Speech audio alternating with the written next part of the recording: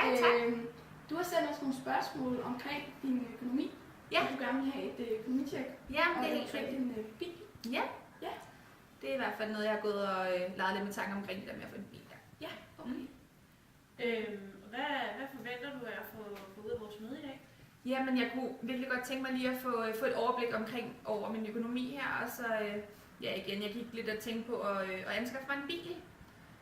Så jeg vil bare gerne lige høre, hvad I havde af mulige løsninger til, hvordan jeg eventuelt kunne lægge min økonomi om, eller eventuelt om jeg havde råd til det overhovedet. Så det var egentlig det, der var planen. Ja.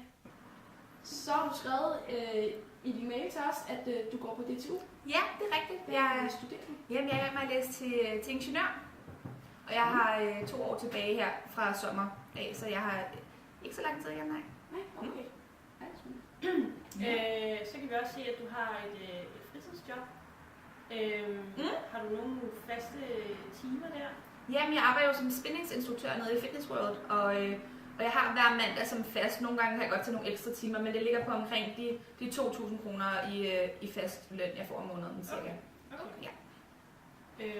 Og så kan vi så også se, at der så er sket en stor ændring i din økonomi her på det sidste. Ja, det er rigtigt. Mig og min kæreste gik fra hinanden her for et par uger siden, og det gør jo, at jeg står med alle de faste udgifter selv. Så huslejen bliver selvfølgelig lidt dyrere med mad og sådan noget, så ja, jeg kan godt se, at det ser ikke helt så godt ud, som man måske kunne have forventet, hedder det. Ja, have forventet. Okay. Så har du skrevet lidt om, at du har en hobby. Ja. Hvad går den ud på? Jamen, jeg cykler mountainbike, og det gør jeg rigtig meget op i. Så jeg bruger også rimelig mange penge på de her mountainbike-cykler, men det er cirka 3-4 gange om ugen, jeg gør det. Okay. Så nævnte du så selv lige, at de var gået fra hinanden. Så Ja. du bor simpelthen i din egen lejlighed nu? Ja, jeg bor i min lejlighed alene, og det er en 2-værelseslejlighed. Okay. Ja. Yes. Hvorfor mener du egentlig selv, at du har behov for en bil? Jamen altså, det som der primært er med det, er, at jeg gider ikke rigtig at være afhængig af andre. Og der er lidt langt til de forskellige steder nogle gange, når jeg skal i skole og sådan noget, så er det lidt besværligt at cykle derud. Så jeg tænkte, at det ville bare være smart med en bil, så man bare behøvede ikke at tænke på andre, og man kunne bare selv lige hoppe ind i den og så bare køre afsted. Så ja, det var det, jeg egentlig tænkte. Hvad så, nu når du er ved at læse til ingeniør på DTU, har du gjort dig nogle tanker om, hvad du har planer efter uddannelsen? Ja, men altså, jeg vil rigtig gerne finde mig et job. Jeg overvejede lidt at blive noget kemiingeniør, og det tager en lille smule længere tid. Men jeg ved det ikke helt nu. Altså, jeg tror måske, at jeg vil finde et job hurtigst muligt efter et fast job, men jeg ved ikke rigtig lige helt. Måske noget rejse, men igen, det koster også penge, så jeg tror først, at det bliver noget fast job, jeg vil fokusere på. Okay.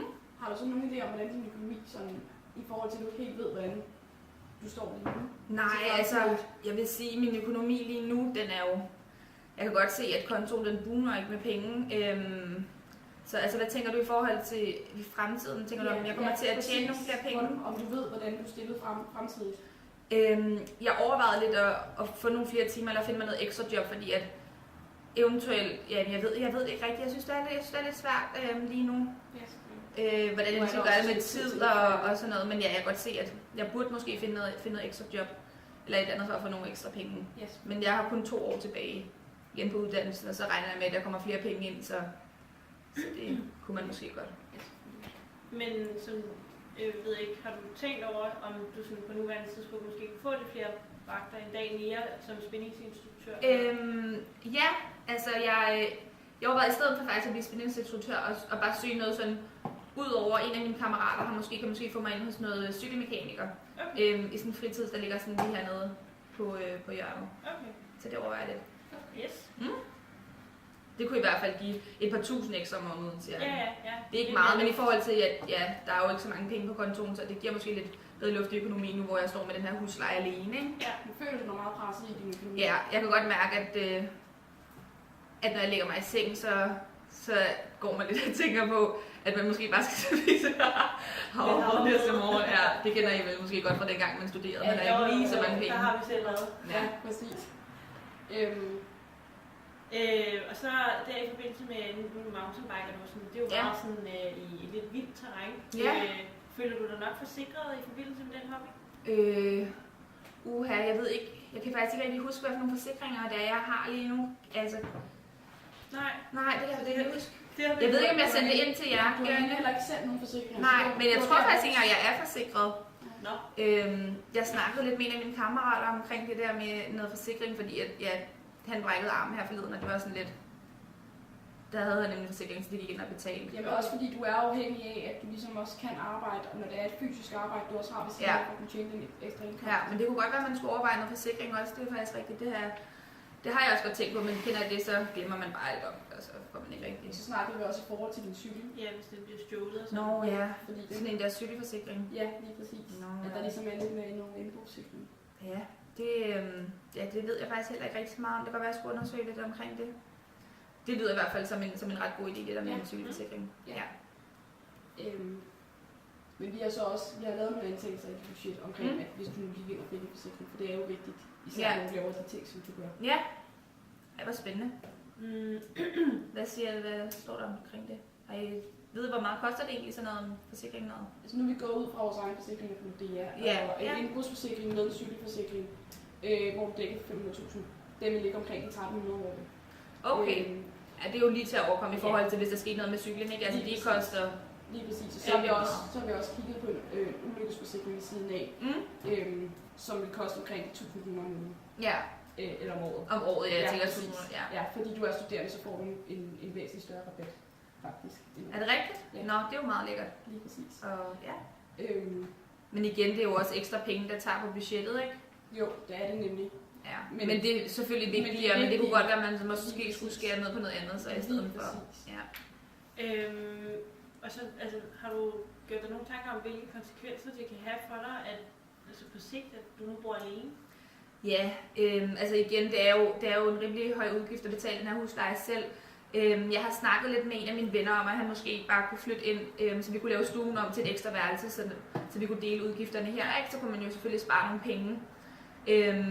Men det er ikke noget, vi har snakket yderligere om, men det har vi også lige, altså sådan, jeg har allerede en tanke om, det har været op at vente det der med at få sådan en roomie, så... Det er jo 1750, du faktisk sparer på at få en ud ind. Ja, præcis. Så det kunne man sagtens. Jeg vil ikke have noget problem med at bo sammen med nogen. Okay. Det er også den er 67 kvadratmeter, så der er rimelig meget plads. Okay. Og et stort køkken også, så det kunne man sagtens.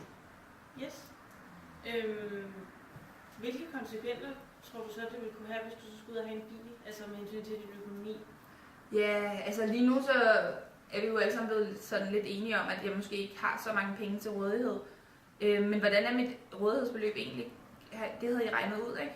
Jo, hvor meget var det? Vi også har taget, så ligger du faktisk i minus. Er det rigtigt? Ja. Jamen jeg tænkte nok, at jeg lå. Det er jo så, det er du nok i din fra her på det sidste har brugt din kassekredit til. Jamen det er nemlig også det, jeg tænkte på, at jeg har den der kassekredit, ikke? Ja. Ja, så det kan godt være, at det måske virker lidt urealistisk at anskaffe sig en bil, det kan jeg godt se. Ja. Især hvis jeg ligger i minus. Lige præcis. Men jeg bruger også bare så mange penge på mad for eksempel, og sådan, altså det kan jeg godt se. Men hvis man kan nok ikke skære nok ned på mad til, at det kan lade sig gøre med sådan en bil der. Men så du har måske så tænkt over konsekvenserne ved, at måske skulle skære ned på din levestandard, sådan med at skære lidt ned på mad. Altså man kan godt sige, at jeg bruger måske lidt flere penge på mad, end et normalt studerende gør, fordi jeg godt lide at gå på restauranter. Sådan, efter jeg er blevet single, så kan jeg også godt mærke, at så går man lige lidt mere ud med vennerne og drikker noget mere, og sådan der kommer lidt mere i byen, og det er også rimelig mange penge, man bruger på det. Det kunne man godt skære ned på. Ja. Det kan jeg godt se, men det er bare aldrig noget, jeg har tænkt over på samme måde, fordi det er bare sådan, ja, man bruger bare lige, tænker aldrig rigtig lige over, det tager bare lige på hovedet, og så tænker jeg har været to til at fordele, jeg synes, så har du haft en rimelig sikker økonomi før tiden i forhold til det, du har nu. Ja, præcis. Ja. Vi har desværre ikke så meget tid igen. Nej. Men vi vil gerne vende tilbage, og så måske have en længere samtale med dig senere, og så lige finde ud af, hvordan der vil ledes helt fast. Eventuelt lige snakke med nogle forsikringsselskaber. Ja, men jeg kan i hvert fald godt se, at det måske ikke lige er en bil, jeg skal tænke på. Måske efter jeg er blevet færdig med det her studie, kunne det godt være, at man kunne overveje det, men altså igen, man ved jo aldrig, hvor man får job hen og sådan noget, og så kan man jo altid tage den derfra og se, om der er brug for en bil der, ikke? Eventuelt se på måske, om når der er lidt mere styr på det, også begynde at spare lidt op og sådan, så kunne det jo muligt være, være en mulighed. Ja, det er altid godt lige at have lidt, altså sparet en lille smule op, det kan jeg godt se. Og nu hvis jeg har et rådighedsbeløb, der er så lavt, så Lige præcis. Så vil jeg hellere, i stedet for at skære alle mine sådan hobbyer og alle mine mad og sådan ned, så kan jeg godt undvære den bil. Jeg tror jeg godt, jeg vil kunne her. Men det er i hvert fald meget rart lige at få et overblik over det. Selvfølgelig. I stedet for bare at gå ud og... Ja, præcis. Så for bare at gå ud og investere i en eller anden bil, og man slet ikke har styr på det, så ender man bare i en luksusfælde eller et eller andet. Ja, lige præcis. Det gider man ikke, vel? Det skulle vi helt gerne. Ja, præcis. Ja, men altså, tusind tak for det. Det var så lidt. Og så vender vi tilbage til dig, når vi engang har fået forsikret dig, kigget på forsikringsmuligheden. Ja, men jeg synes bare, vi skal snakkes ved i hvert fald. Jeg kan lige skrive en mail. Ja, det lyder godt. Yes, men tak.